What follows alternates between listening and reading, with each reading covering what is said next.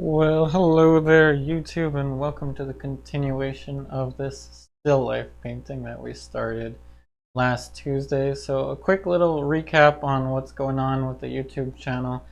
I will be doing as much as I can live streams on Tuesdays and Thursdays around 7 o'clock p.m. Eastern Standard Time. In this case, 7:15 p.m. Eastern Standard Time, approximately. So if you are interested in watching more public painting sessions, just check out my YouTube channel around that time. So I'm actually going to be working from the picture of the still life because I had to use the brush that's in this painting, and I had to use the cup, the palette cup that's in the painting. So unfortunately I'm not going to work on it from the original setup, but the photograph should be good enough. So let me go ahead and rearrange my layout here. Oh, okay. All right, so let's take a look here. So the painting has been dry for some time now. It was basically ready to go in about 2 days, but I decided to give it a tad bit more time. So hey Kathy, hello there, Brian Wong.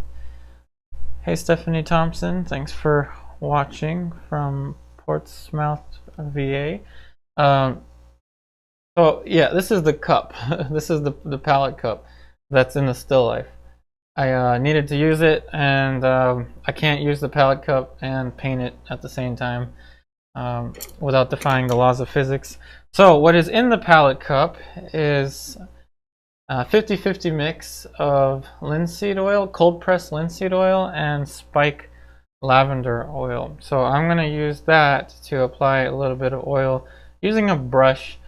Sometimes I actually will apply this using a sponge, but I don't feel like getting a new sponge out, so I'm just adding this to the panel. So you only want to use this method, which is called oiling out, if you know that your painting is thoroughly dry. In this case, this painting is mostly thoroughly dry. You see some stuff comes off. So another thing you want to make sure is that you use a medium such as this in the later stages of your paintings. So if I were to keep working on this for a number of different layers, I would not be using linseed oil mixed with spike lavender. Simply because linseed oil is a slow dryer, so you want to use faster dryers in the beginning. So some of it has come off, and I want that to come off. So if something isn't thoroughly dry, it's better to just get that out of the way beforehand. So hey, Kaz, thanks for watching from Turkey. Okay, so what we're gonna do now is just go ahead and attack the darks once again. So we're gonna go right into the darks, and I'm using a little bit of all my dark colors, to be honest. I'm using Dioxazine purple, Viridian, Ultramarine blue, Alizarin permanent. And if you look at the list of colors on my palette, it's listed in the description box of the video. There's 18 colors on this palette plus lead white.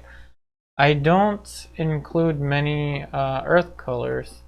I don't have any of the umbers on here, and I took out ivory black from my palette. So what this means is that all of my darks in my paintings are now darks that, like this one, that I have mixed.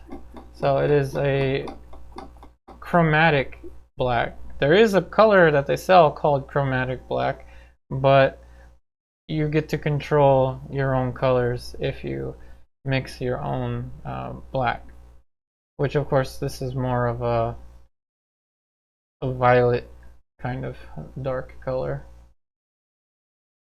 And this isn't purely the darkest dark. Obviously, as you see there, Viridian is not that dark. So I'm not going to make everything purely dark.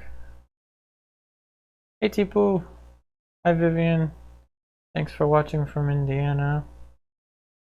Alright, so moderators, you know what to do. I think I'll take that one out. Oh, this is weird. I haven't done this in a while.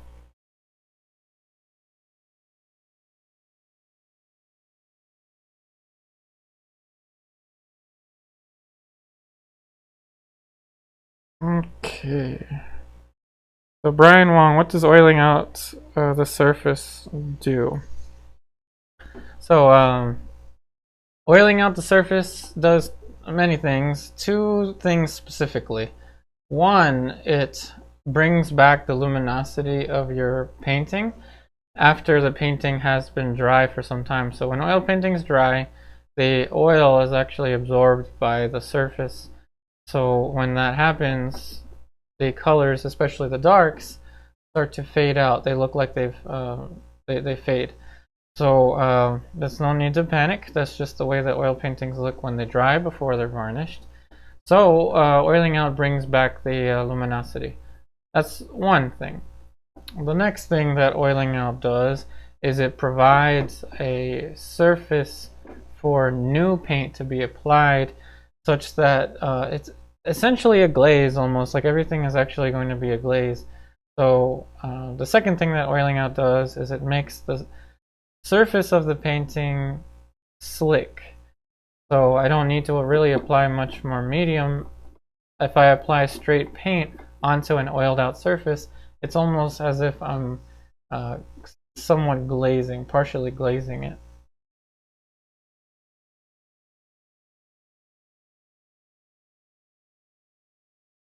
Hey Misty, thanks for watching from Texas.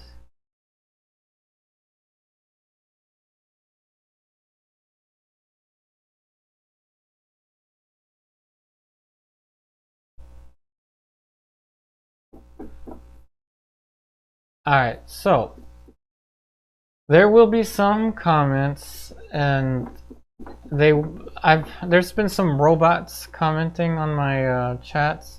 So mainly it looks like it's written in another language, but I can tell that some people are commenting links. So I've already kicked out, I think, like 5 people, not today, but in general. I already kicked one out today. So if by some reason I time someone out or kick someone out by accident just because I didn't know what you wrote, don't take it personally. It's kind of hard to keep track of things other than painting while I'm painting. So no hard feelings if I accidentally time someone out that didn't need to be timed out.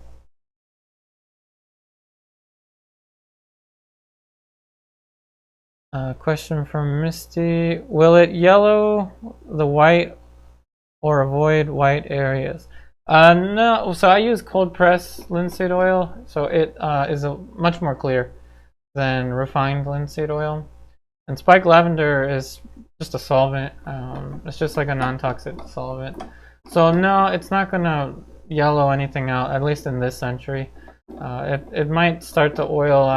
It might start to yellow maybe in like the year 2100. So I don't think we need to worry about that. Now, if you're curious about an oil that doesn't yellow as much, that would be walnut oil. So if you want to use an oil that you know that won't yellow very much in the next century or two, walnut oil would be the best. The only problem is that it's a really slow dryer. Yep, no problem, Misty. Hey Kev, which school did I graduate from? So my degree is in math. So like my bachelor's degree is in math. I was a math tutor for a little bit, but I did go to art school in Philadelphia, Studio in Caminati. I studied there for 1 year. I lived with one of the artists there when I was studying there. So that's where I got a lot of formal teaching, but I also attended a school called Zoll Studio under a teacher named Paulden Hamilton. Paulden Hamilton is my most long time teacher. He has taught me the longest amount of time in my past. I'm actually adding a reddish undertone for this shadow, though it's probably impossible to see on the camera. Alright, so there's another one. So that's an example of... So if you are actually writing something in a language that I don't understand, and so number one, a comment like that, I'm gonna you're getting reported and you're getting blocked. So let's see, how do I do that again? Oh, there it is. Alright, so I'm not as lenient as I used to be. So if someone is a troll, you get reported and you get blocked by me. So, but if I did that by accident, then let me know. It's possible. But that was actually a bot, so I don't even think that was a human. Okay, so this has a reddish undertone. This goes a little bit violet. Now I'm gonna go back to the platform. So there's a nice ghostly, ghost-like edge here between the platform and the backdrop. So let's see if we can get that.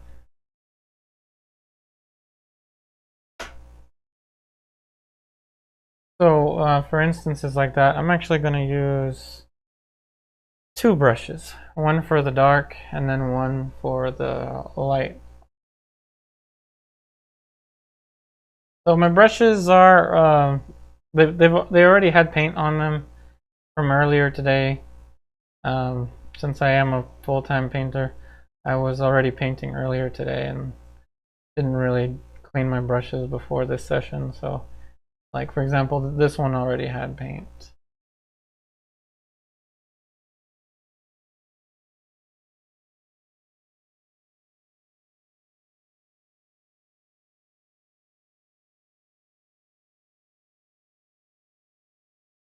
Hey Alex Santa.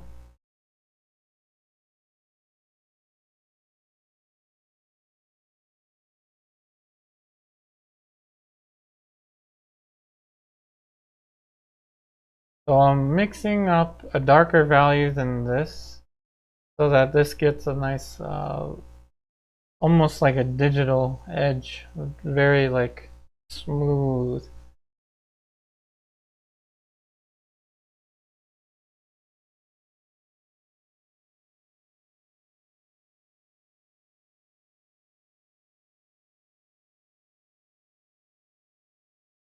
And this is all the easier stuff. So when you're like painting the backdrop, there's no value changes, hardly anything there, just brush marks. This is the first little edge that we're working on. So I'm kind of just warming up with the easy things. Just cruising along.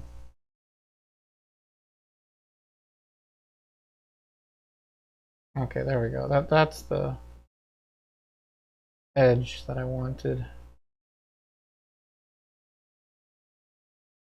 And because these bristle brushes are a little rougher than, say, this one, this is the Princeton Catalyst Polytip bristle. It's a synthetic bristle mix. It's going to leave some little scratchy marks. I actually like those scratchy marks in some instances.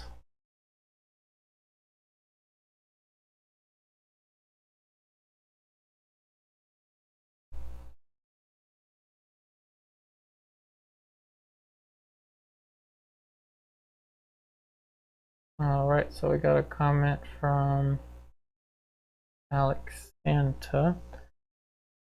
Oh, cool, you just started working with oil paints. You're working on portraits. And let's see. And you find the process a bit scary. It's normal to be a little bit terrified of portraiture.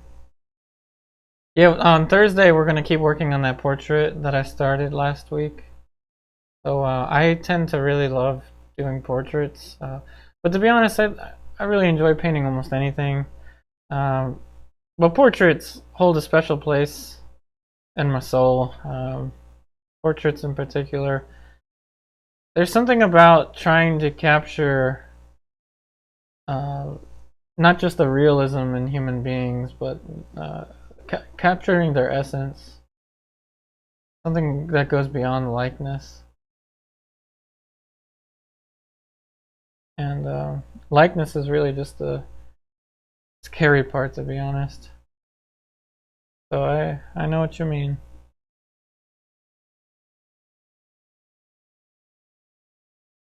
Hey, friend, how many layers of uh, glassing? Do you mean? I think you meant gessoing. You usually do in a painting. Let's see. Okay, so this I don't. Okay, so this is another comment from a foreign language. I don't think this is malintent. So I just don't know the translation of that comment. So I apologize. I don't know the language. But so how many layers? I think you might be asking how many layers I do with a painting, and that depends. I've got a painting that a big double portrait that I've been working on for months now. I think more than 2 months. So that painting's got several layers, and a painting that's got several layers, I treat it a little differently. So I actually will put the painting aside for a couple weeks in the middle so that it dries thoroughly before I continue. But other times, I mean, I'll probably add like on average maybe like 6, 7 layers. But the long-term painting is probably closer to 20 or 30 layers.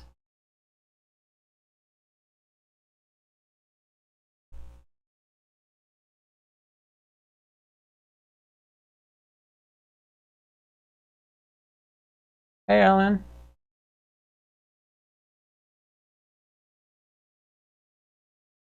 Hey, Efren. Oh, they said hello. Well, thanks for translating.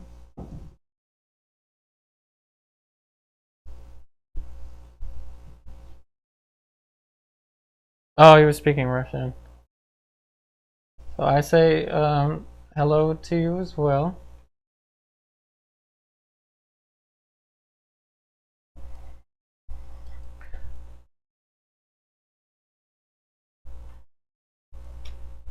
So hold on just a second while I go grab my water bottle. It's important to stay hydrated.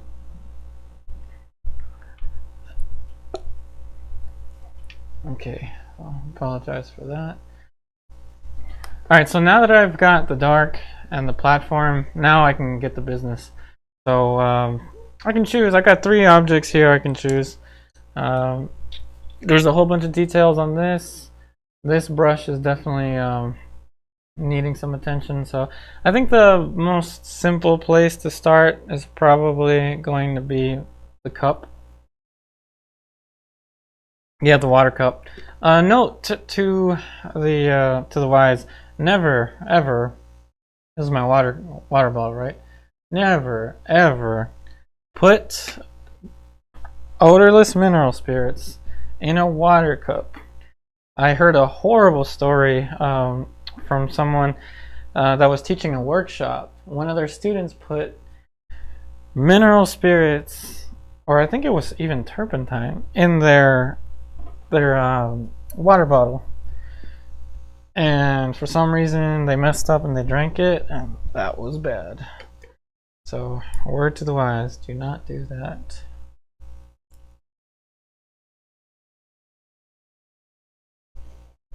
Hey Alex, if you're lightly working with oil painting, how long to let it dry for? Do you mean if it's like not a super long term?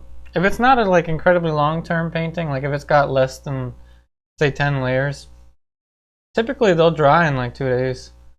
If you're using traditional oil paints, they'll dry in like 2 days.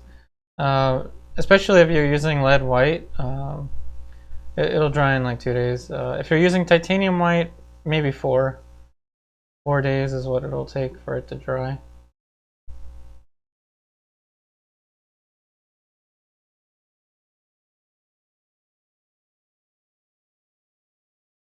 Thanks, Efren.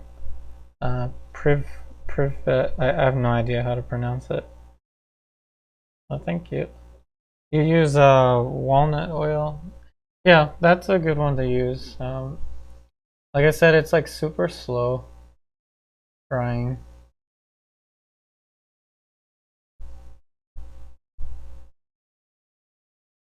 Okay, so I'm putting in the top plane of this little flying saucer cup.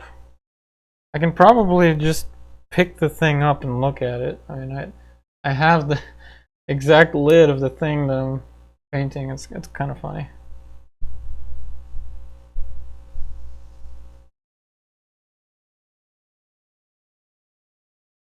Hey, friend, lead white. I buy it from Jerry's Artorama. Now it depends on where you are. There's some countries that banned lead white, so in that instance, you can't buy it anywhere. However, there's a flake white replacement from Gamblin that's the closest to lead white that I can think of. Hey Alex, oh yeah, okay, so if you're using titanium, probably 4 days. But you could probably get by with 3 if you paint really thin. So that's another thing, if you paint thin, in thin layers, meaning you don't like add a ton of paint all at once, your paintings will dry faster, on average. So if you want your paintings to dry faster, don't paint as thick.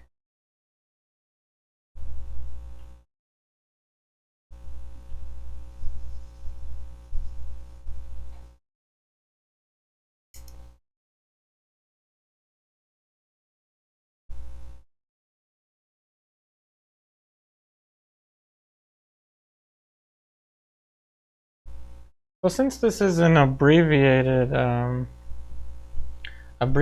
painting, every brush mark or every little decision here is going to be very precise, as important as it can possibly be.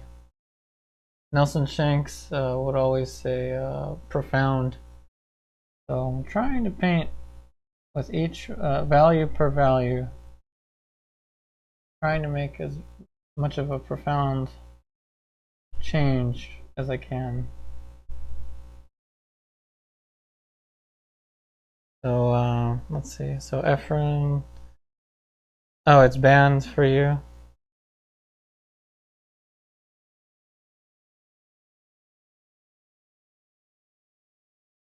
Okay, so that's another comment there that I think the name is Russian, but it sounds, it doesn't look like a question or a comment. So if that is a robot, I will do my due diligence.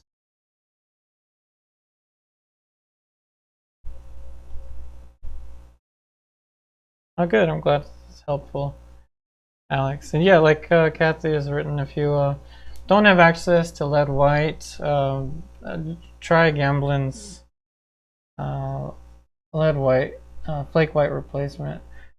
Yeah, see, I don't know what those little dots are. So the 2 people that commented that are borderline about to get reported, blocked, and banned. So someone that knows Russian, let me know if that means anything in Russian. If it doesn't, I will report, block, and ban.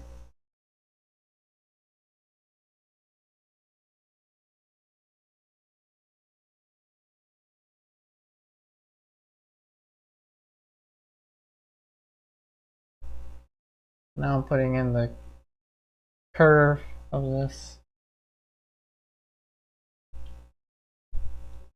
So another comment here. Lithop. I don't even know how to pronounce that one. So that's a interesting color. A replacement for lead white, and by Rublev. So Rublev is an excellent brand. I've got a couple Rublevs on my palette.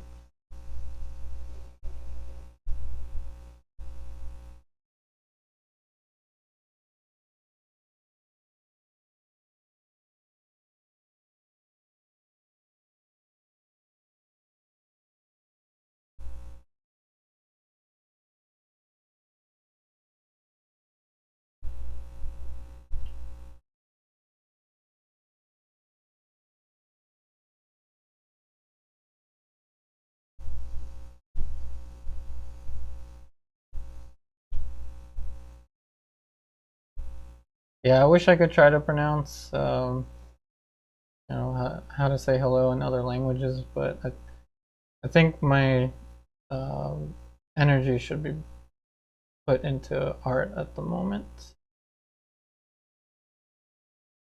But thank you for translating for me.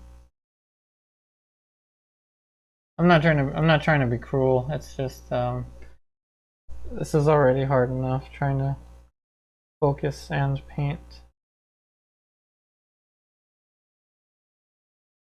Alright, let's start the conversation towards what I'm painting at the moment. I'm painting a metallic object. So a bunch of different grays are in here.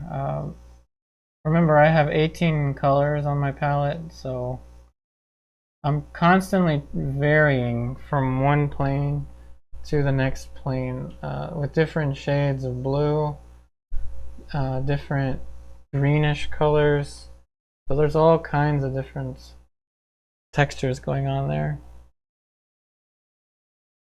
The Williamsburg has titanium.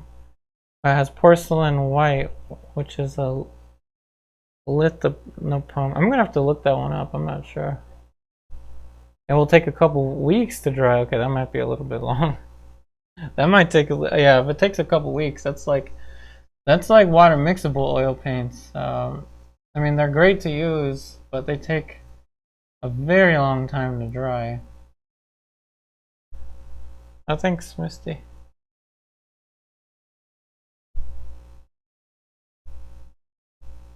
So with this metallic object, there's a lot of old master paintings like Rembrandt and Velasquez and Rubens.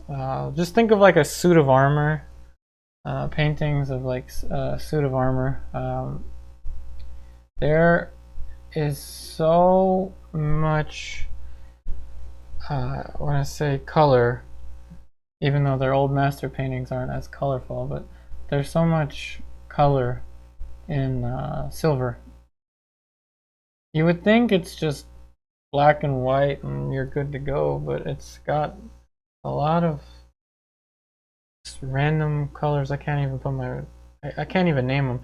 And my first teacher, who is an excellent colorist painter, would say a good color or a great color is a color that you can't quite define it. So if you mix colors that you just don't know the name of, you don't even know how to describe them, that's a good color. Now obviously there's a certain relation to this metal and this metal. This metal is more copperish. It's definitely kind of got like a brownish tint to it, since it is a palette cup. So as you see, it's almost exactly the color. Obviously I've made some mistakes, you can tell by looking at the original, but it's a weird off gray.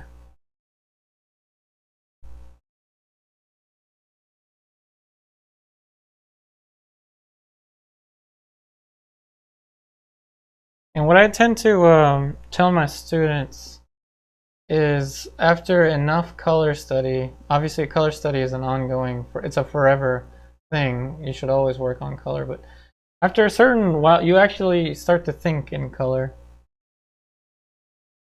I'm not so much thinking when I'm mixing, actually. I'm reacting to the paint.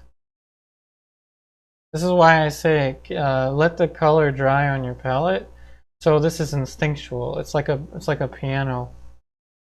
Not that I know how to play the piano, but I suppose that pianists know it's instinct. They know where all the keys are.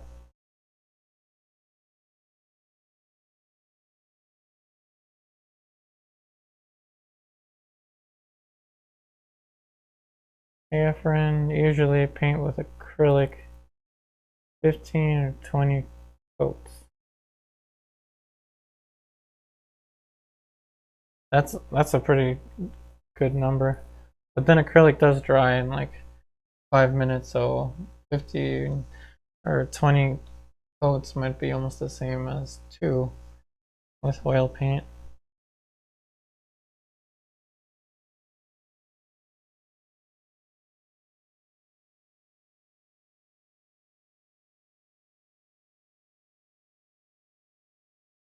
Okay, so definitely look up the lithanopone. I don't even know how to pronounce that one. Lithanop.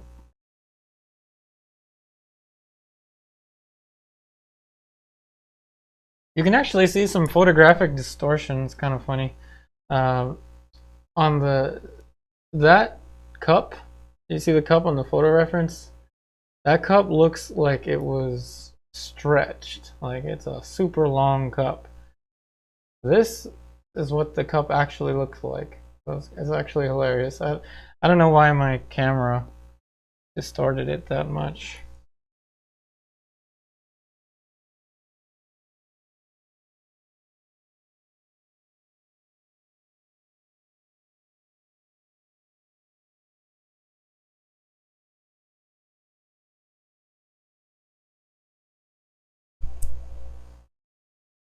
So for very fine detail stuff, like what I'm about to do, I like to use round brushes. I also have cat's tongue brushes. And no, they're not made from cat's tongues. It is the way the bristle looks.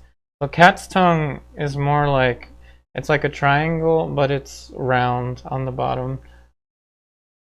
So it's, I mean, the best thing is just to show you, I guess.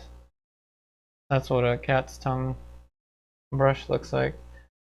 So cat's tongue is good for planing out stuff, but the round is still the best, I think, for fine detailed marks like this one.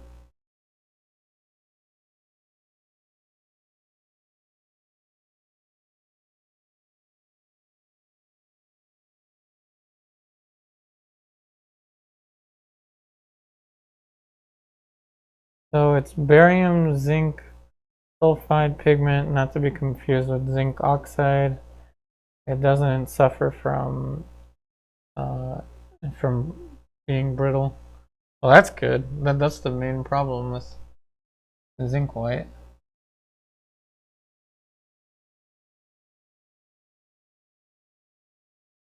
That's good. Now I'm gonna have to research that a little bit more.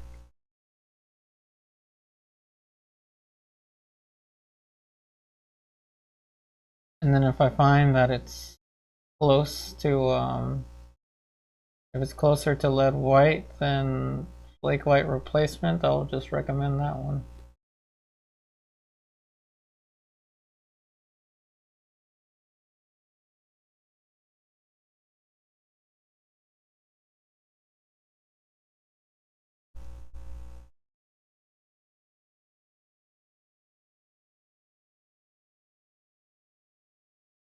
By the way, these are Sable brushes. These are pure red Sable brushes from Silver Brush.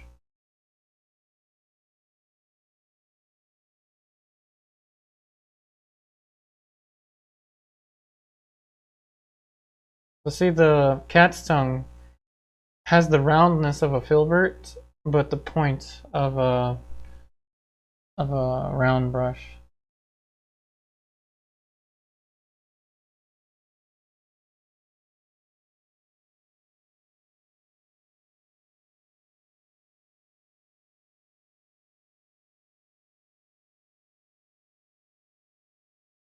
I just really like these palette cups. For those of you that know of Robert Liberace, I've seen one of his palette cups is exactly the same. This same palette cup. It's a really useful palette cup.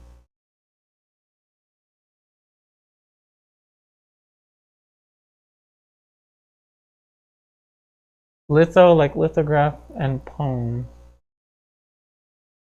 Like in gaming when you get owned. Oh, okay, I know that word. Okay, so lithopone. Lithopone. Oh, cool. Thanks for teaching me how to say that.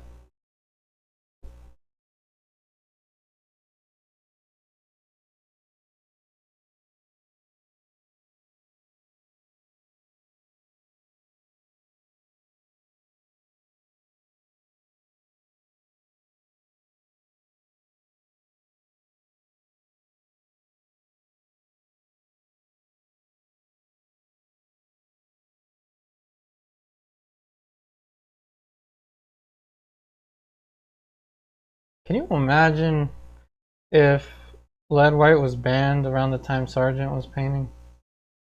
What would he have done? Probably would have used many different types. Maybe he would have been using the lithopone.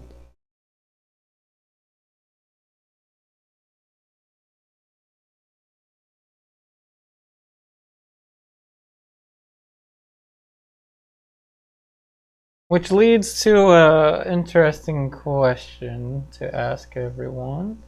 What white paint are you using? Maybe there's some other answers out there. So I will answer, this is Williamsburg Flake White, which is my lead white. So what are you using as your primary white?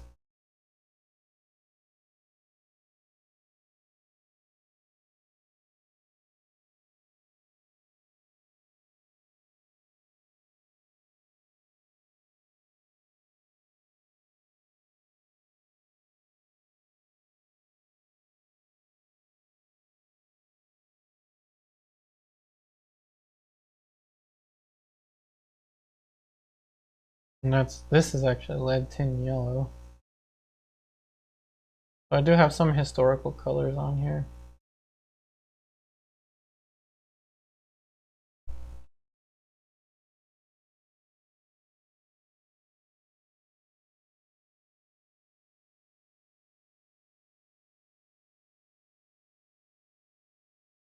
All right. Kathy coming in with Williamsburg Flake White. Gotta represent.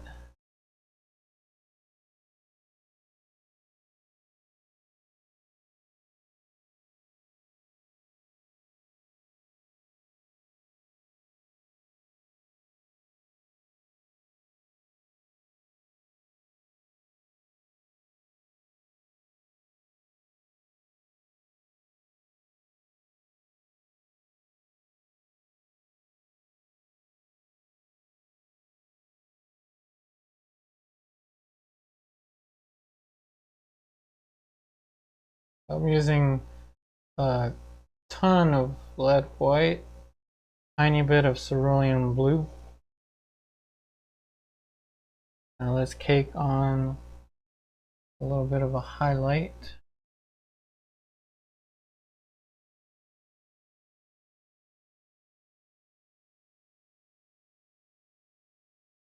Hey, look at that. That's why you gotta save that register of value. But now that's just, it just shines. Oops. So you also use Rublev Flemish White, of course. We've got to use Flemish White too. For those of you that don't know, Flemish White is it's a mix between walnut oil and linseed oil, lead white.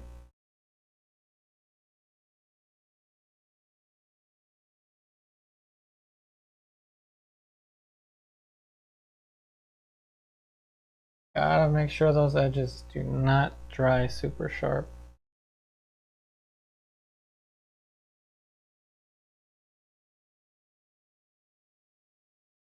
Yep, you're totally right. There's many pigments I can't pronounce.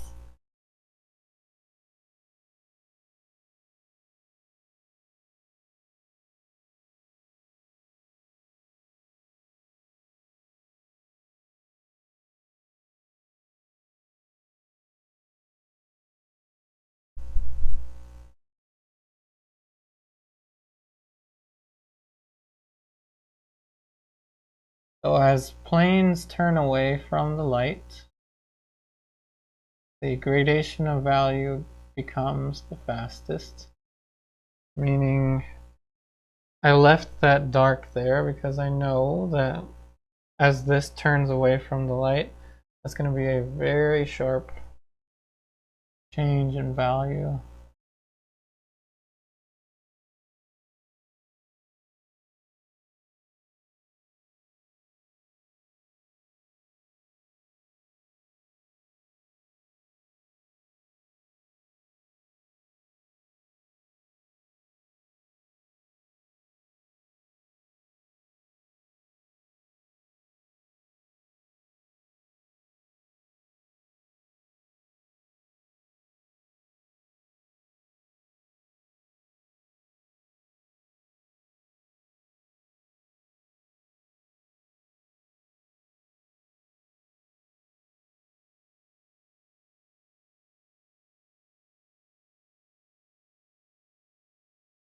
Okay, since I kind of messed up here, I don't like when things meet up perfectly. I am going to edit this brush. So I'm going to make this brush a little bit shorter there. So I'm leaving this gap here because I don't like compositionally when things meet up perfectly.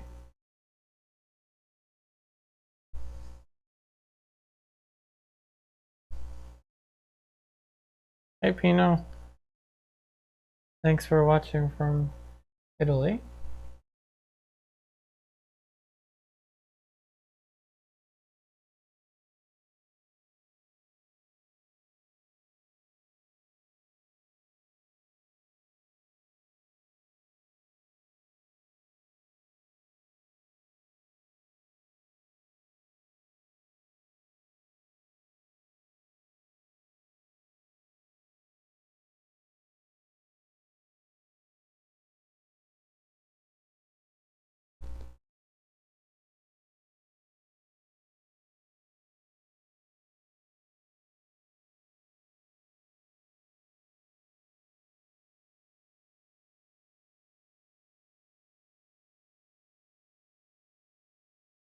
Okay, so since I am now in the really slow stages here, just feel free to respond to the question, which is what is your primary white color that you're using?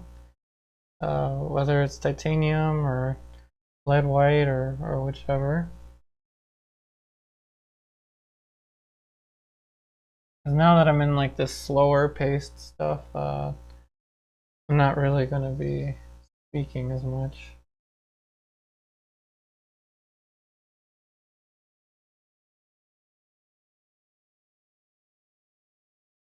This is the stuff I usually edit out of my YouTube videos, just because it's, you know, kind of slow and boring. But if you have any questions about what I'm doing in this slow and slightly boring phase, let me know. If you want to know what a disappearing edge is, feel free to ask.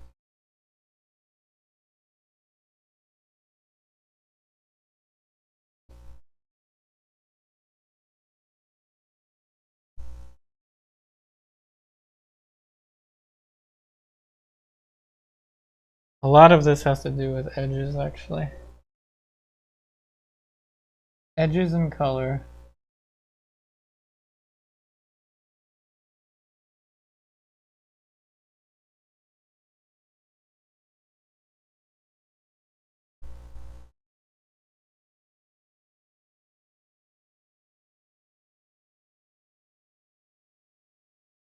Oh, lead white number 2.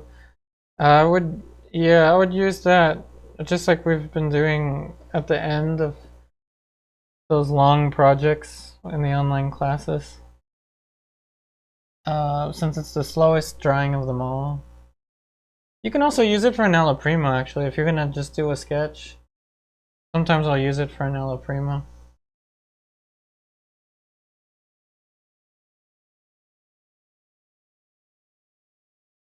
Been using Blue Ridge Cremnitz White. Oh, that's nice. Nice and fluffy. I've always wanted to try the stack lead white. The Dutch Master style lead white.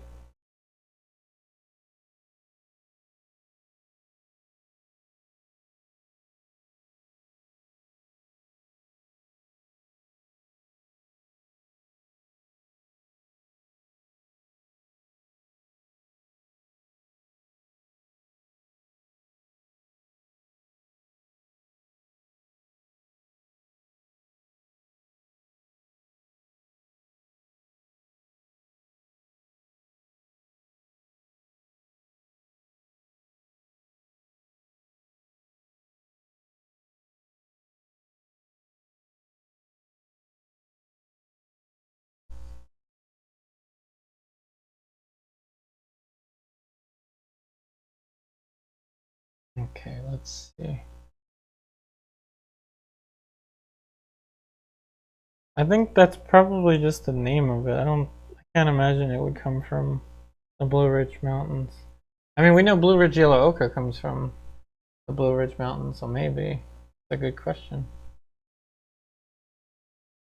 Alright, so now some detail for the brush. How am I gonna do that? Hold on a second here. Okay. Alright, so for this brush, so there's a couple main planes. So there's one here, here.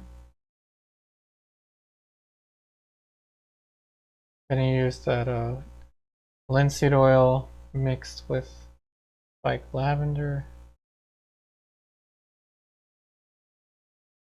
So this brush is actually pretty complicated. There's a bunch of different planes.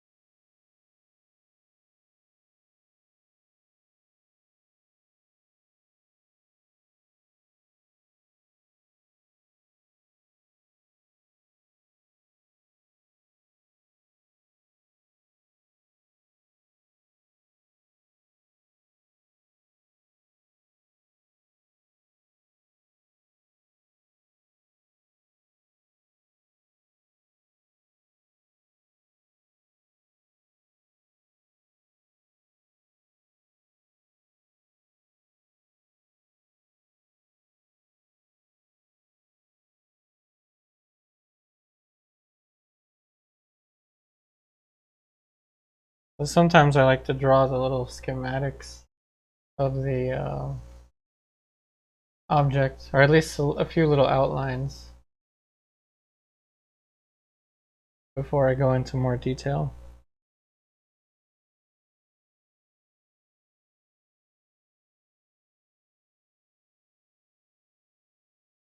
Hey Brian, which colors do you mix to make a shiny gold reflection? Ooh, I love painting shiny gold things. We're gonna get to this again. This is a shiny gold thing. I like to use lead tin yellow and Indian yellow.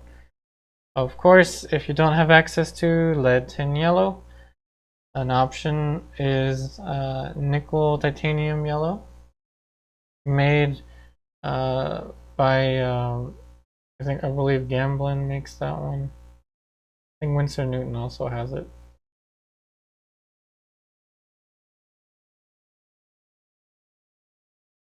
But yes, lead tin yellow and Indian yellow, and I'll even explain that to you because I think I understand like the chemistry, not the chemistry, but like the, let's just call it paint physics behind it. Lead tin yellow is very opaque. It's a strong light yellow, so it's super opaque. Kind of like, uh, maybe not, the word opaque is not good, but it's a really heavy bodied, bright yellow. Indian yellow is very transparent. So when you combine these two, it's almost like they glaze into each other. Super bright, uh, golden highlight color.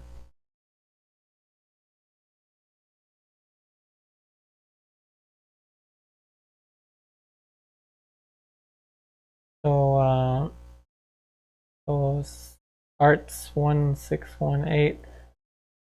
You also got a big tube of Venetian medium. That's a good medium. I use Venetian medium too, but for the time being, I've been using Neo-Megilp from Gamblin. But Venetian medium is one I like to use too.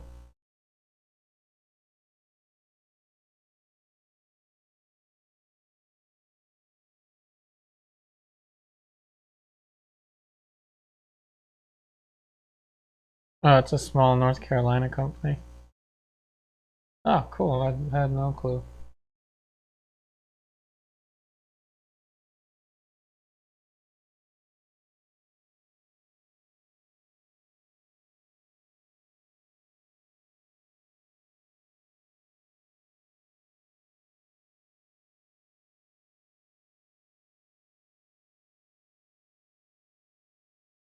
Okay, so now for the detail of the brushes. This is where it's gonna get fun.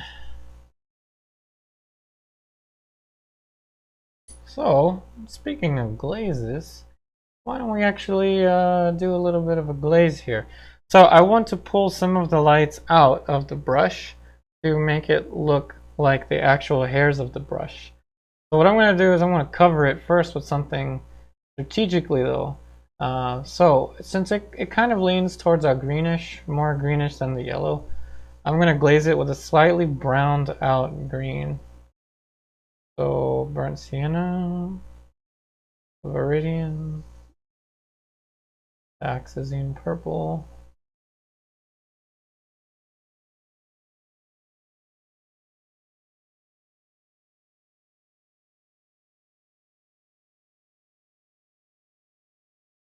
And I'm going to use a little bit of Indian yellow, a lot of transparent colors.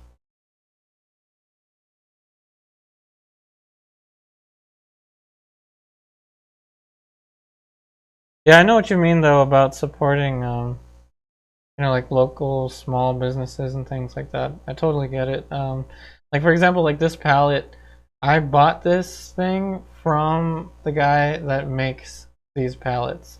His name is Larry Wiseman. He lives in not Philly. He lives in Pennsylvania. He's been making palettes for over 40 years. He is in his 80s. I think he's in his mid 80s. And I I learned about him through my friend Karen Warshaw. So I drove all the way, which was not that far, I guess like 2 hours from where I'm living, to pick this thing up. I hand selected this palette out of many of the palettes that he had that were the same thing. So I totally get it. Oh, hey Angela, great to see you here. Hopefully you can make it on Thursday to the live chat, the Zoom live chat. Alright, so time to glaze. A little more Neo-Megilp. I would use Venetian medium for the same purpose if I had it on here.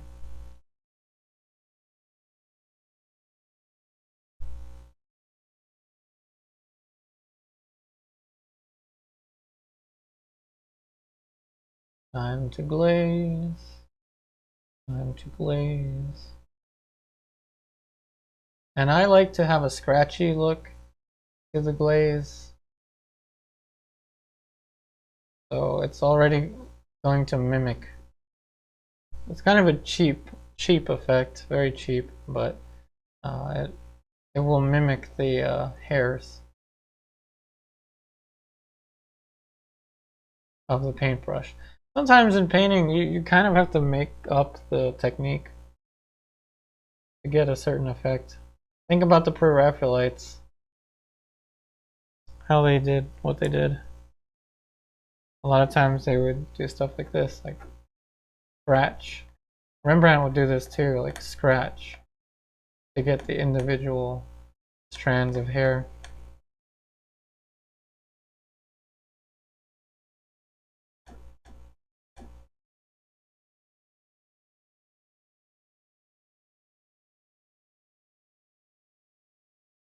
Obviously, I'm not going to do that for everything, so I'm going to switch to the round brush, because I'd be doing that all night if I was trying to get all the effects.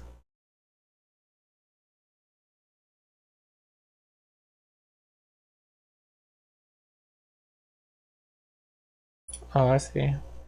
Yeah, I understand, Angela. No worries there. Careful with their whites, though they are ground in safflower. Oh, yeah. No, oh, you know what? Safflower is what I use to clean my palette. I use safflower oil. Okay, so let's actually mix a color now. The lead white and let's see, yellow ochre. Throw in some Viridian.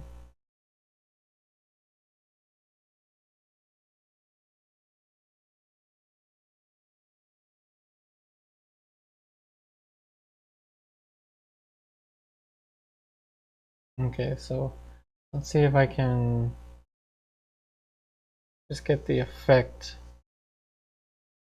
of large clumps of bristle.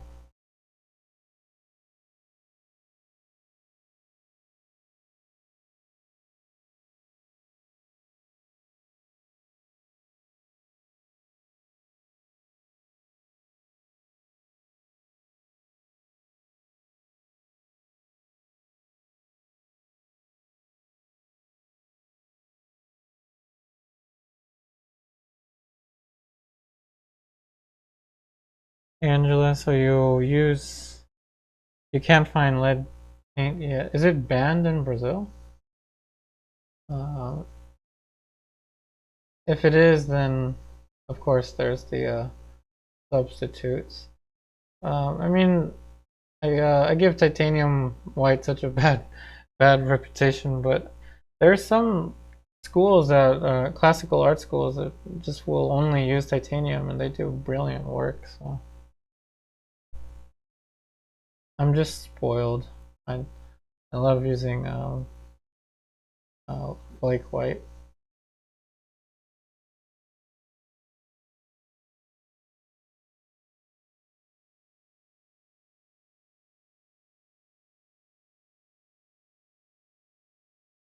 Okay, so I have to put a little less pressure here, because remember, this is a plane change.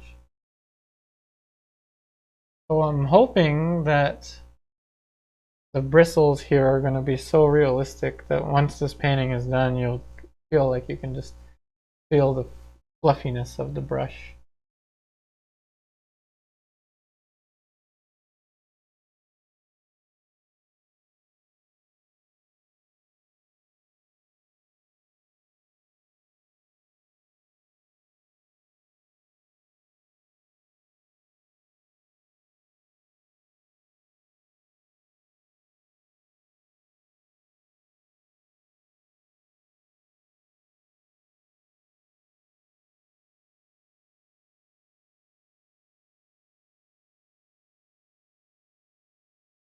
Remember, this little square, or this rectangle, is also another plane change.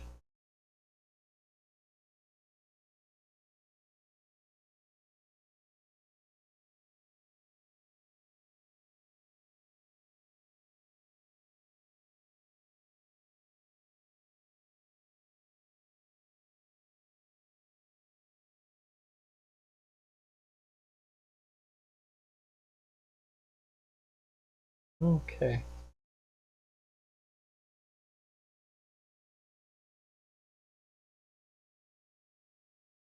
Remember, if you're more interested in portraiture, I will be continuing that one portrait that I started last Thursday.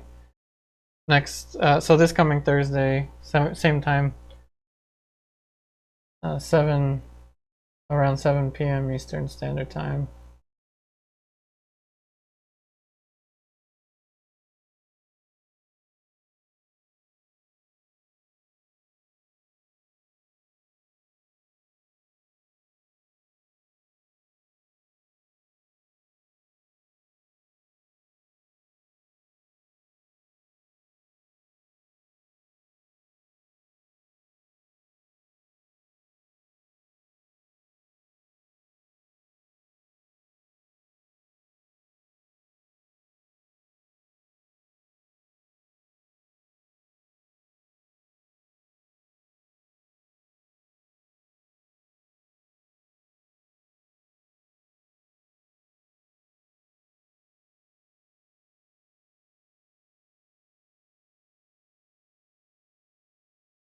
Now I have to carefully redefine the accent.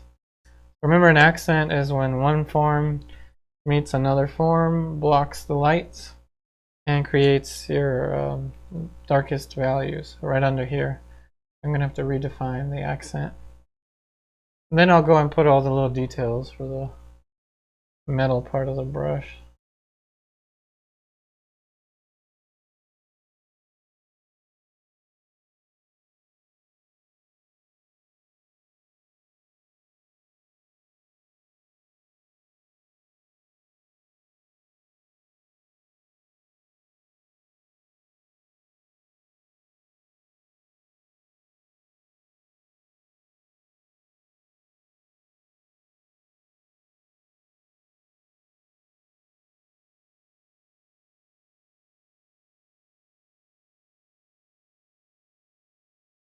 So the accent, again, when one form meets another form, overlaps it, and blocks the light, this value shouldn't be the same thickness all throughout. And if I accidentally make it the same thickness all throughout, it's going to look like an outline. And an outline is the last thing you want. It's going to look 2D. Unless that's what you want.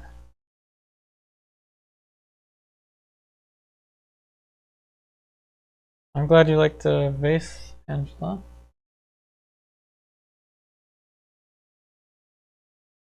So see, this has a little different thickness.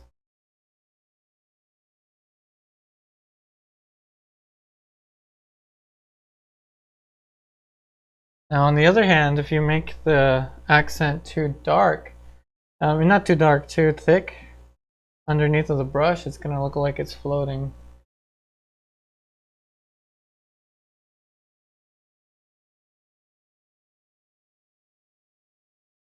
What brand of Viridian do I use? That's a good question. Let me check my box.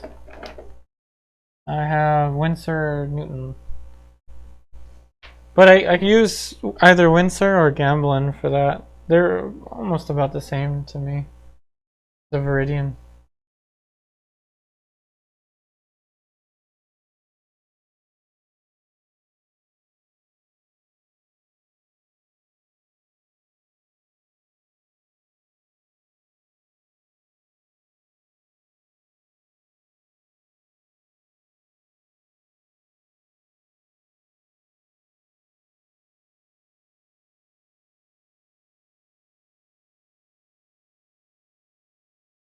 Alright, so it's time to start asking questions. Crowd questions. So question for the general audience. Remember, if you're watching this as a pre-recorded video after the stream ended, please feel free to comment down in the comment section of the YouTube video the answer to this question. If you could own any painting in history, what painting? Oh, let me add you cannot sell this painting. So if you could own any painting but never be able to sell it, what painting would you like to own? I would like Vermeer's Woman Holding a Balance. That would be the painting I would want, because as a kid growing up, that was my favorite painting to look at in the National Gallery of Art in DC. So once again, if you could own any painting in history but not sell it, what painting would you own?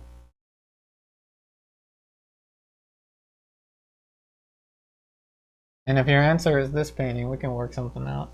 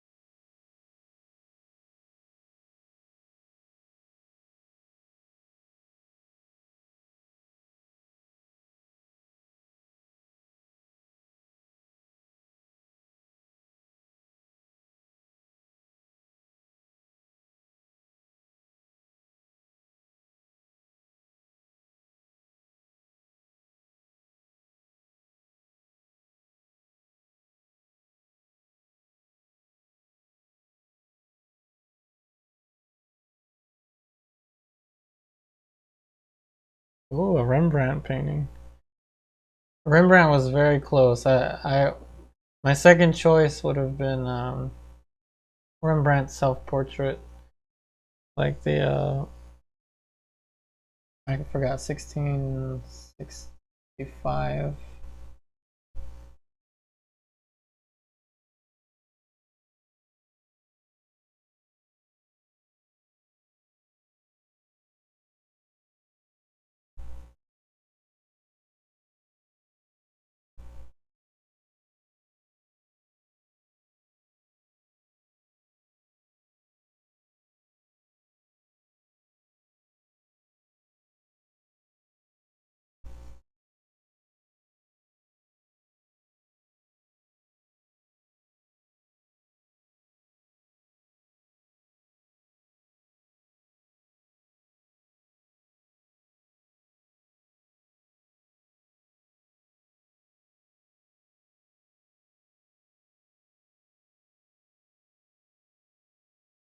Ooh, a landscape painting by Albert. I don't know if I can even pronounce that name.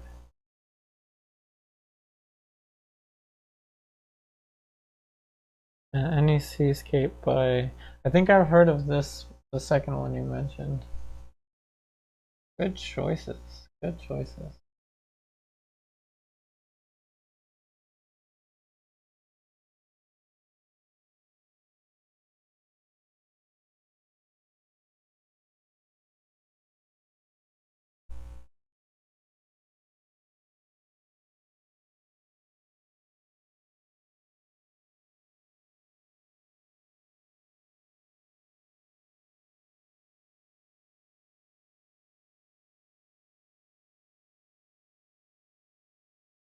Alright, come on everyone. I hope that was a good question. If you could own any painting in art history but not sell it, which painting would you choose? Anything. It could be a painting even that was destroyed, like some of Caravaggio's paintings during, I think, like World War II were bombed.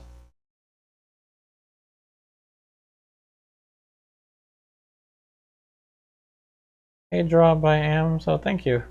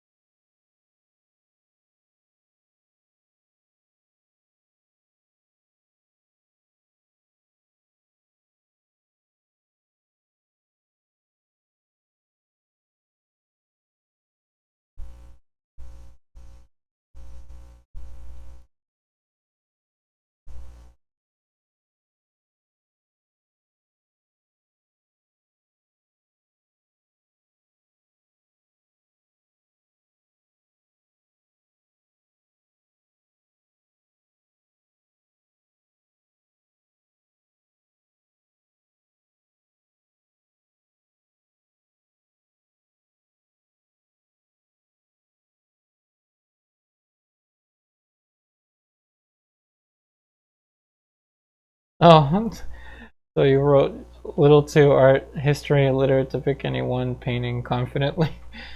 No, I wouldn't say that. I think you knew some pretty uh, unknown painters, or at least you know some pretty non-mainstream painters. Of course, everyone knows Vermeer, so my answer was not that you know original.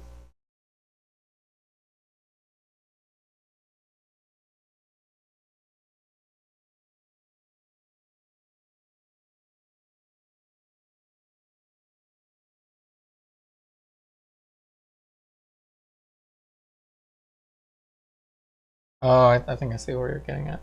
Um,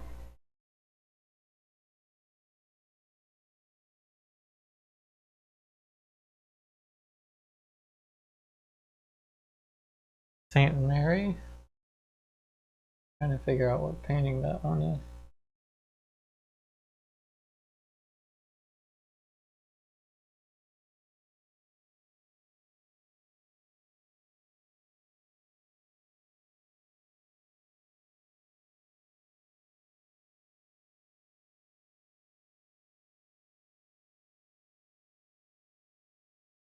Francis Bacon.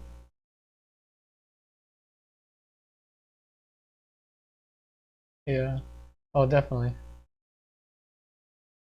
Turner's landscapes are like the most vivid, I think, landscapes I've ever seen.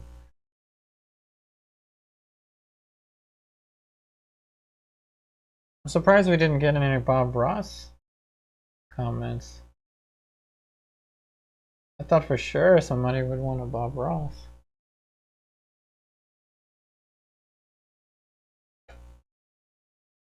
But at some point it's gonna look like we can just pick this brush up and start painting with it, hopefully. Hopefully.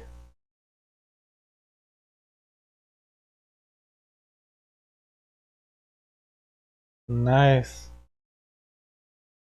Rembrandt's Kitchen Maid. Ellen's Choice. That is a really good one. Unless, let me think. Am I thinking of the same one? I have to look it up. I think I know which one you're talking about.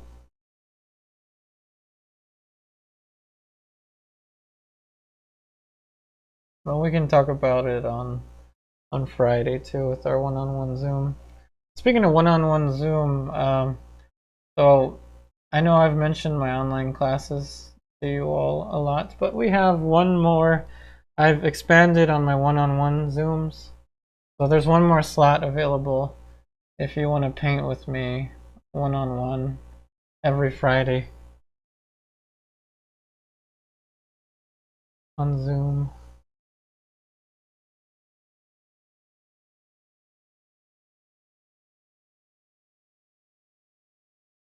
So you also liked a lot of abstract art by World War I veterans that you saw randomly in a book but don't remember. That's cool. Yeah, a lot of times like paintings made by lesser known artists. Like Edward Hicks is a Quaker, was a Quaker painter back in like the colonial times. He was not as highly trained as say like um, like Caravaggio or whoever. But his paintings are so fun to look at, and he's a lesser known artist too.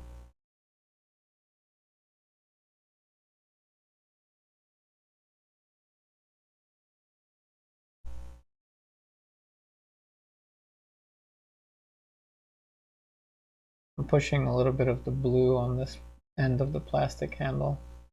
Now you see that this is a plane change relative to this.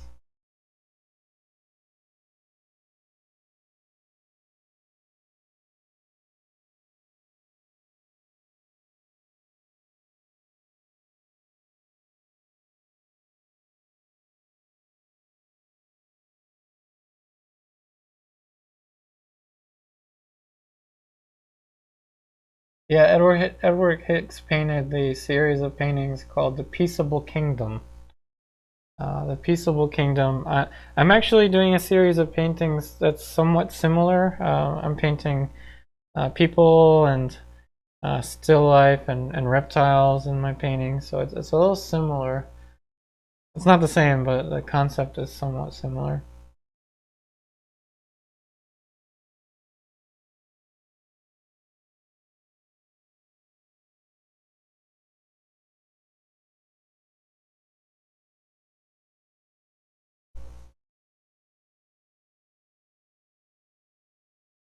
Alright, so let's see if I can come up with a question that's not as art history based. It's so hard to do though. So much of art today is what it is because of what art was yesterday. Like history is it's so important to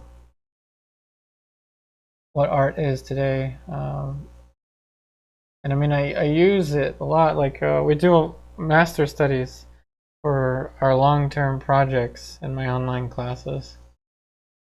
Of course, there's other, like self-portraits and projects from pictures and all, but so much can be learned from the old masters.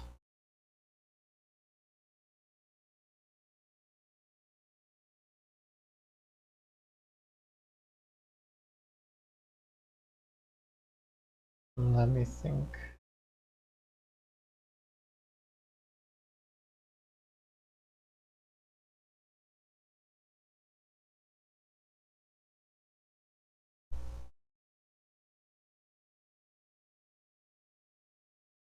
Alright, so I got one. If you have the ability to be a master at any type of art, say oil painting, watercolor, acrylic painting, if you could be a master of any type of art, whether it's sculpture, music, any type of art, what would you want to be a master of?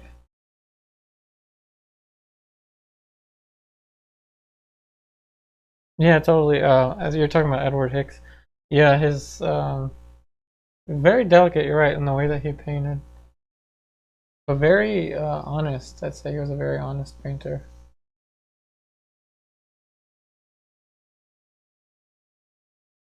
So, if you could be a master of any art, what would you choose? Do you want to be a master watercolorist? Do you want to be a master oil painter?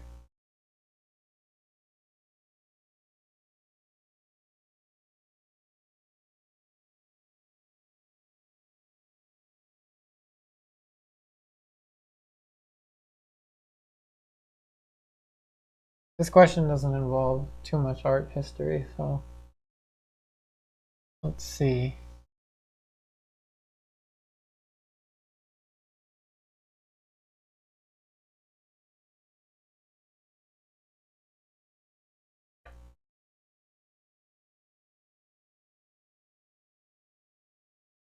Margot Stelsky. I'd have to look that name up.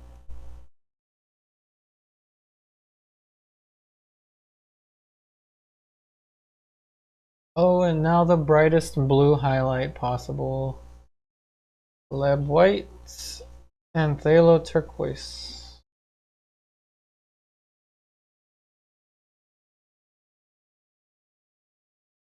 Oil painting. All right.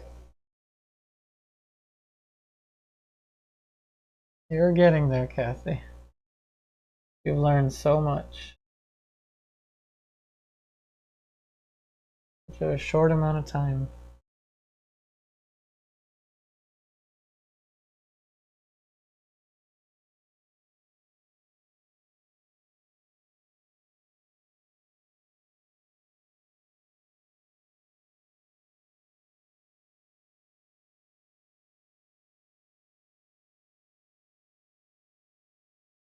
So we've got 2 for oil painting.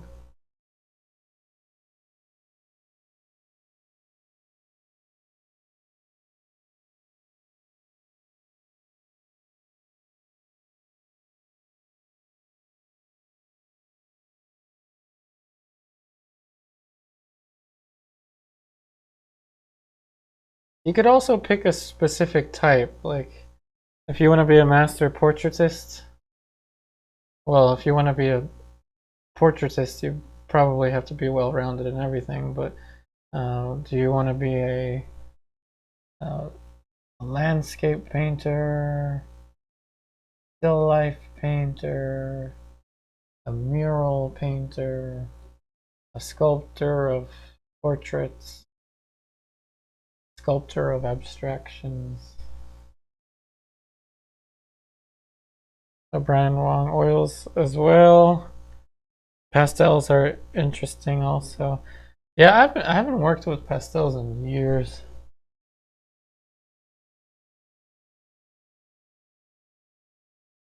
Pastels were kind of a nice change. Last time I used pastels, I had to have been like, I don't know, like 19 or something.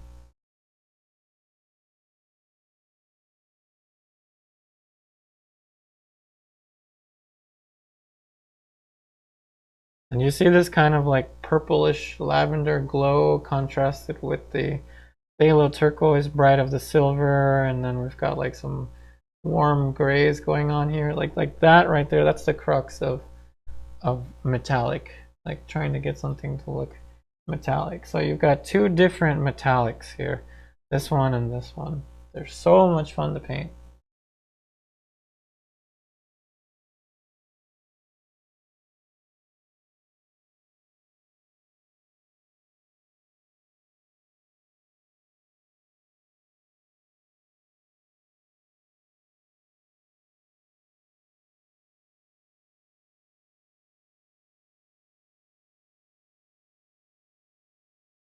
So Arts 1618. Oil painting maybe. I'd also be happy with watercolor. Yeah, there's so much stuff you can that can be done. Watercolor, ink wash, milk, tempera. Hello, the wonder. Yeah, I would agree. Pastels can probably get really messy.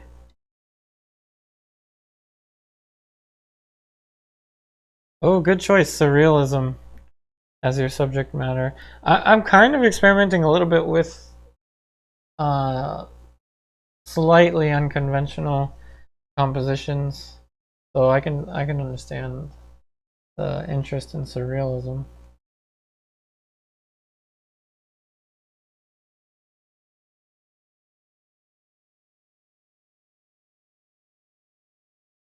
So oil painting from Angela Fresco, cool.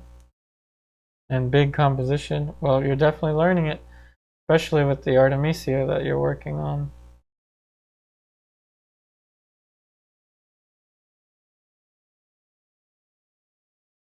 Yeah, that Artemisia is my absolute favorite painting of yours at the moment. Favorite project that you've done, Angela.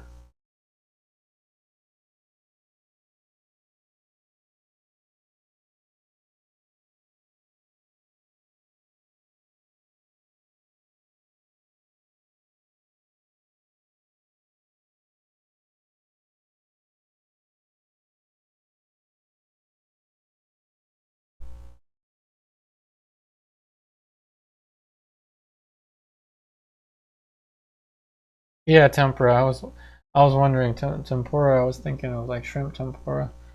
I know I know what you meant, tempura.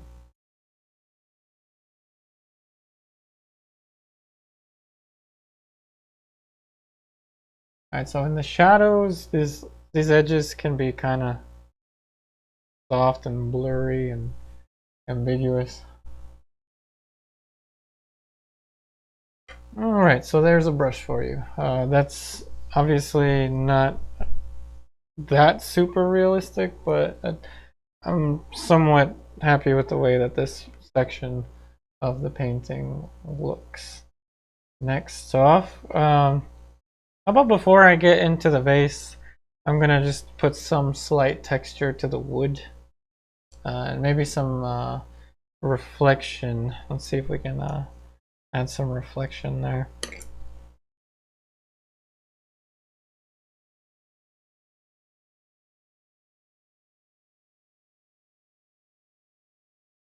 Angela, yeah, I get what you mean. Also, remember, um, from an interesting semantic point of view, drawing is everything. Like, you're always drawing, whether you're paint. Like, I consider this drawing. Like, this is painting. This is drawing with color. I think of painting as drawing with color. So you're always working on your drawing, even when you're painting.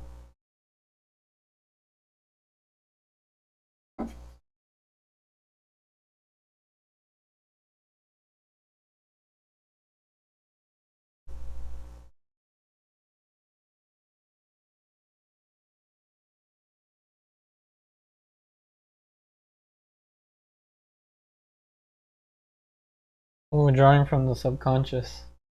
Yeah, that's cool. That's kind of trippy, but that's definitely gets you thinking.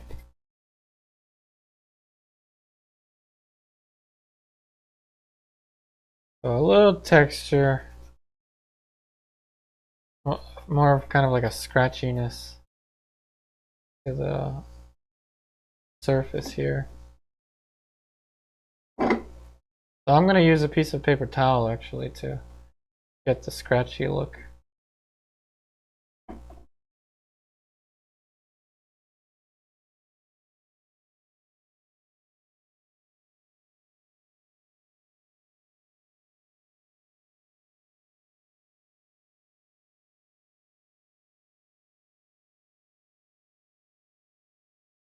Oh, yeah, definitely, Angela.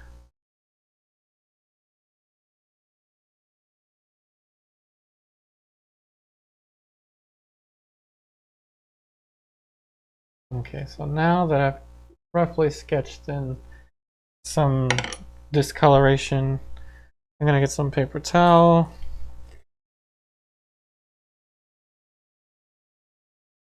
Obviously, I'm gonna be kind of careful not to get the paint on the hand.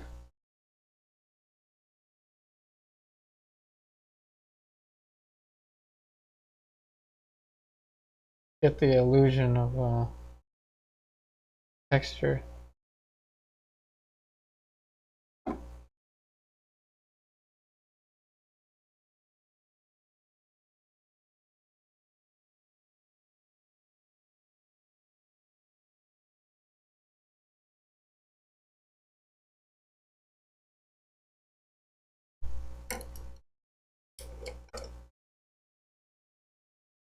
So here's another interesting question. It might get personal, but I hope it doesn't get uh, too personal for anyone. But do you have any artists in your family? That's a good one, I think. Or is your family affiliated with any artists? Um, my grandfather, my family was from Peru, so I never really got to meet my grandpa. Um, he was a architect and a portrait artist that would work in charcoal. His name was Erminio Para, I think. I don't know actually because my family kind of shunned him, so they kind of had a personal disdain for art. But I did have a portrait artist in my family, my biological grandpa, and then my grandmother from my dad's side also was into ceramics. So I've got two artists in my family, but I know some of you may have more.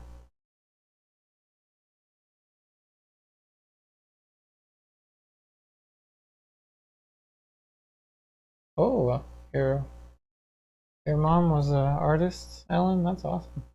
You might have told me and I probably just forgot, but that's cool.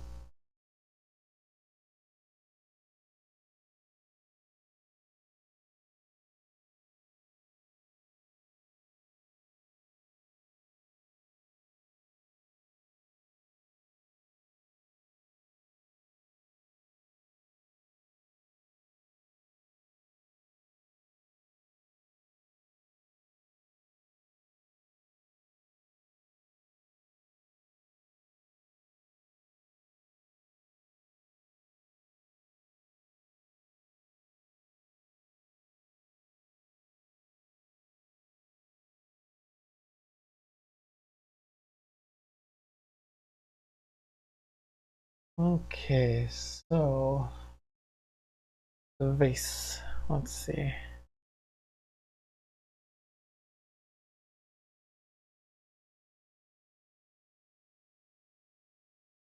Oh, thanks, Angela. I like how you using the word deep, like more depth to the painting, and that is precisely what I am trying to do. So thanks for noticing that.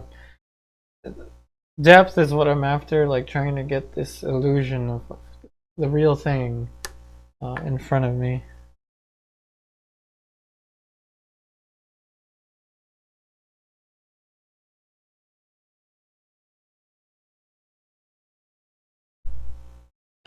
So Brian Wong, just one in your family.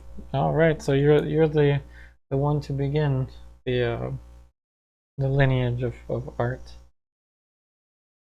Hey, Carol.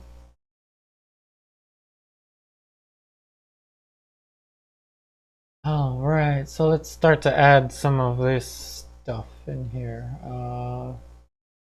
Oh, where to begin? I don't even know where to begin. Let's begin over here. There's a greenish thing over here. Now, obviously, I'm going to edit that. Like, it's not going to look exactly like the original design because I don't have time for that.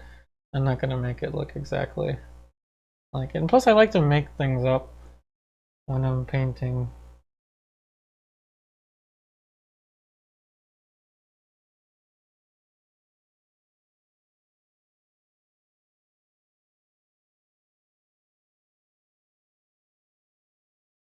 So there's a green, and then there's going to be an orange. Oh, thanks, Carol.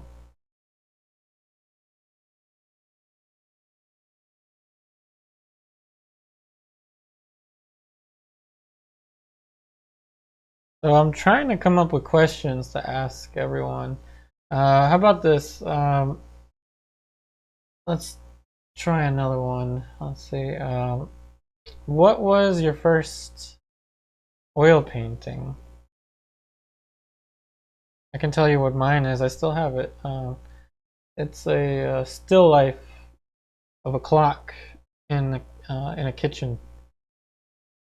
My first still life. I think I was 17. So, question for the crowd, for everyone. What was your first oil painting?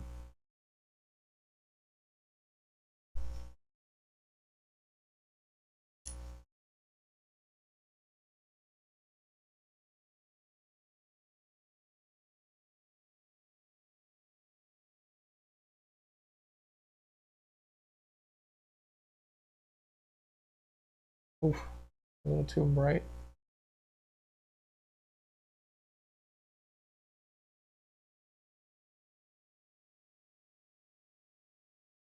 Oh, thanks for writing that, Kathy.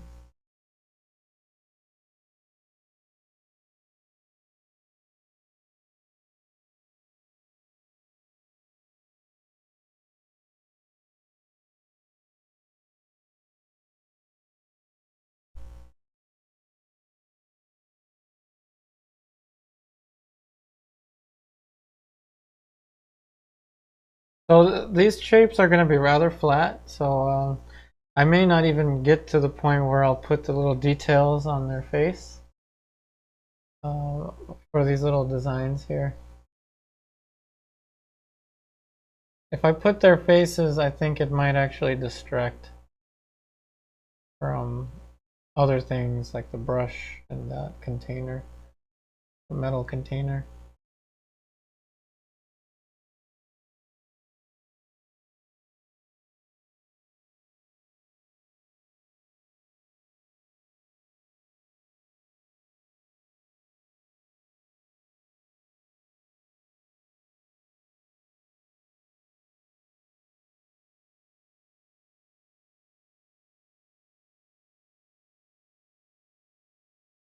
Hey Stephanie, a still life of a copper tea kettle with fruit. Ooh, similar to what I did as my first oil painting.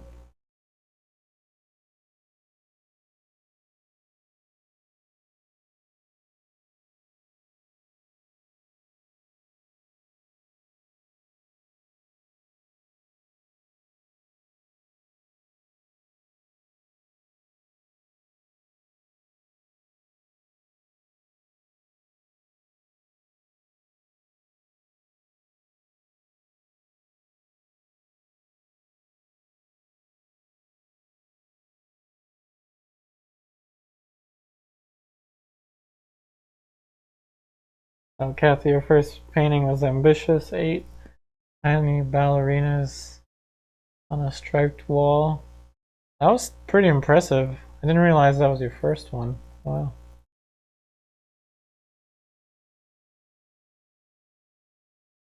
So Brian Wong, your first was when you were a teenager watching Bob Ross make a landscape with happy trees. Awesome. So Ellen, a translucent head rising from a forest with tree branches forming the brain. Wow. Okay. Now that's a very creative start there.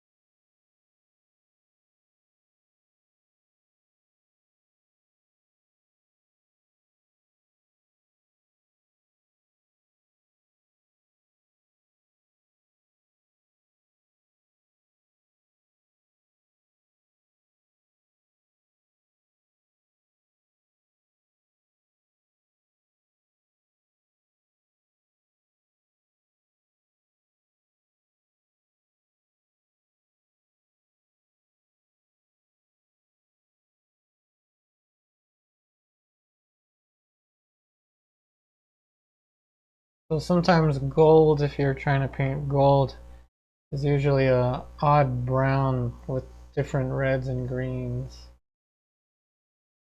That's what I'm painting in there.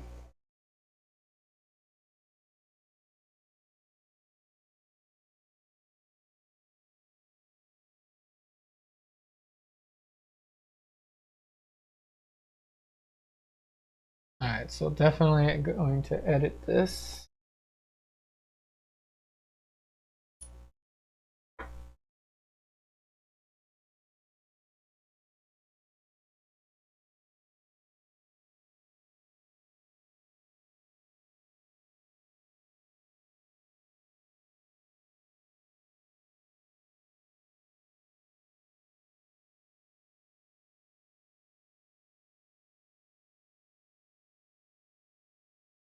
Hey Brian, you will, don't worry. The more dedication, the more passion you have for your art, the more you will learn.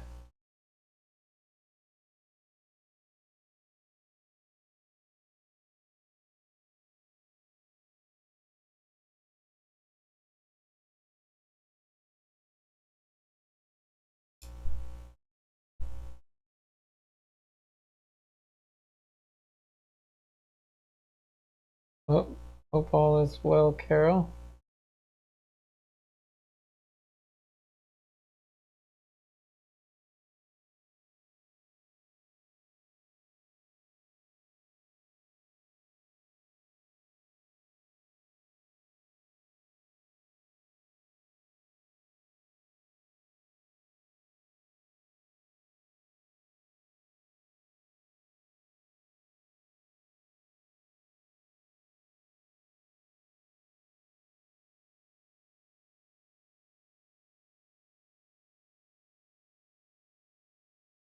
I'm gonna make up this little dark red here.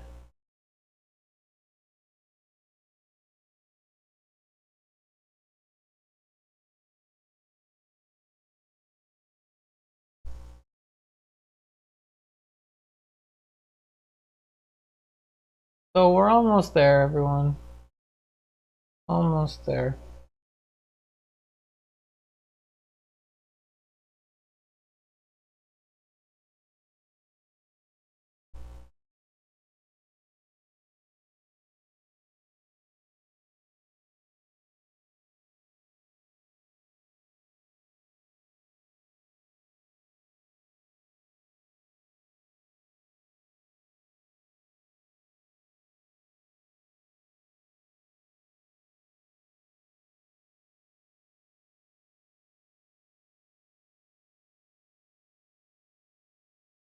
Now clearly the top of this is not the same, so this actually meets perfectly with the top of the rim here.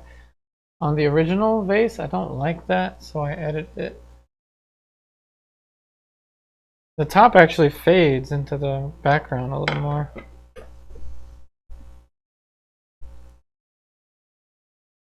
And I'm gonna glaze that part. Oh, thanks, Ellen.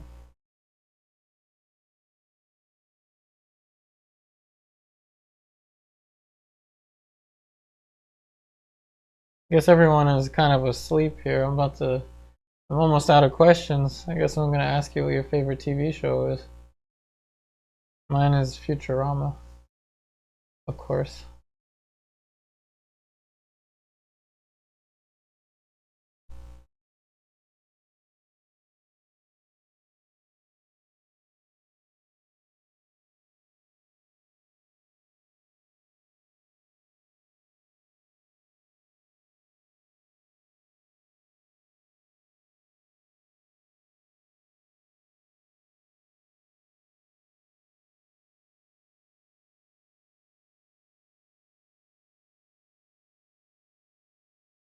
Alright, so last little touches here, and then we're golden.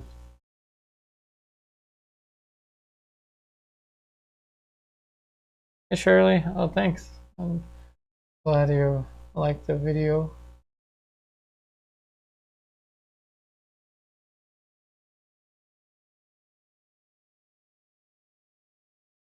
I actually like to glaze, or not just glaze, but work with transparent high chroma colors. It's hard to see with my camera, but this is a bright layer of blue. There's some orange here, there's purple, there's maybe some alizarin there, and there's all kinds of bright colors layered over top of bright colors. It's an aesthetic that I like. Hey Stephanie, anything Star Trek? I don't think I've actually seen too much Star Trek. But yeah, Bender Rodriguez is my spirit animal. I call him.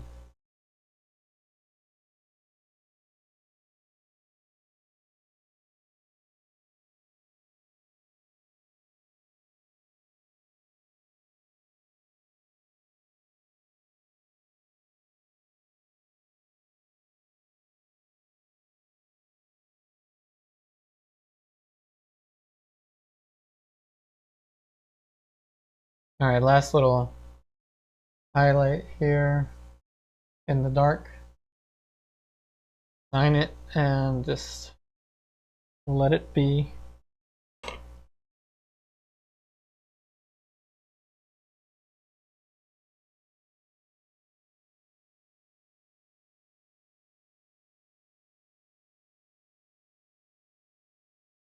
Of course, I like to use round brushes to sign. This will be the second one that I signed 2022.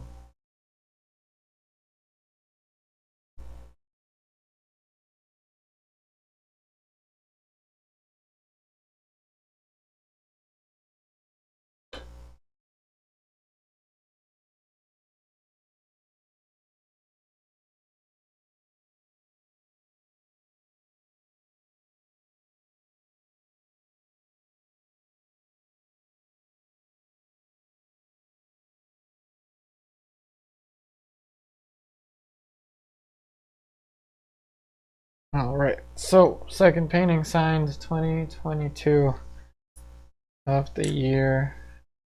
This is just a loose, kind of loose, somewhat finished in this corner, still life painting.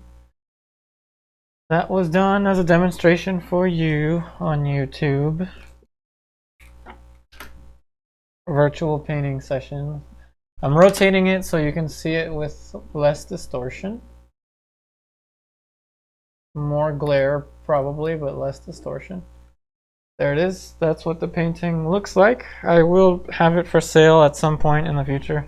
So if you're interested in this one, It will be for sale on my Etsy maybe in the next week or so. So this is the point where brushes are down. I'll put the brushes down, see if there's any last minute questions.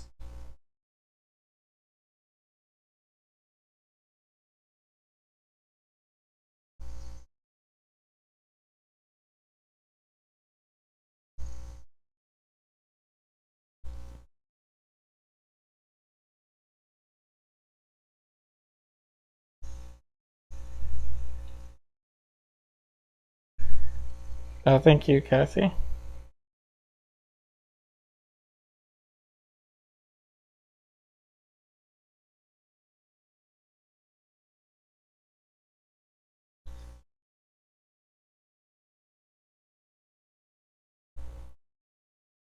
Hey, Brian Wong, good question. How long do you wait before applying varnish? So it depends. If you want to varnish it in the next, say, 2 weeks, the minimum you should wait is 2 weeks. Then you can varnish it with Gamvar, picture varnish. Or if you want to wait the full 6 months and use the traditional varnish, then obviously you gotta wait 6 months to use Damar.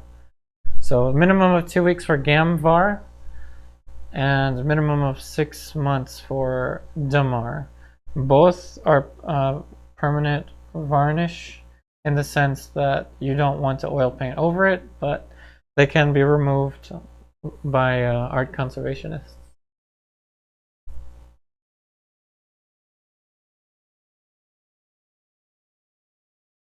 Obviously, if you are working with slower drying paints, you want to make sure your painting is at least touch dry. So that could take anywhere from more than 2 weeks to like a month before using Gamvar. But good question, good question.